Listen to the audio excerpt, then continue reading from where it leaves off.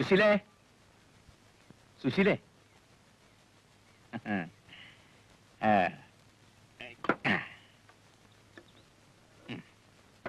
ഇതാ, ഇതൊന്ന് തുറന്നു നോക്ക്. എന്താണിത്? തുറന്നു നോക്ക്. എവിടെ അപ്പു?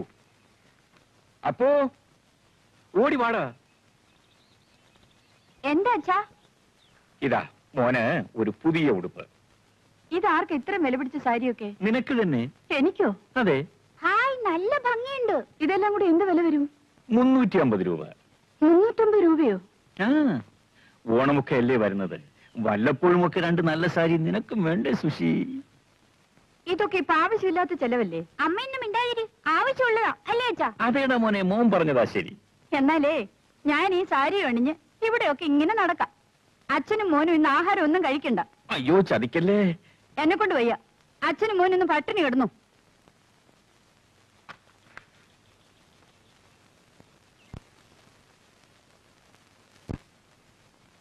എടാ മോനെ. എന്താ അച്ഛാ? അമ്മ പറഞ്ഞത് കേട്ടോ? നമുക്കിന്ന് ആഹാരം ഒന്നും ഉണ്ടാക്കി തരില്ലെന്ന്. നമ്മളിനി എന്ത് ചെയ്യൂ? നീ വാടാ, അമ്മയ്ക്കൊരു നല്ല സദ്യ നമുക്കുണ്ടാക്കി കൊടുക്കാം. വാ. ആ, അരി എടുത്തോൾ തട്ട്.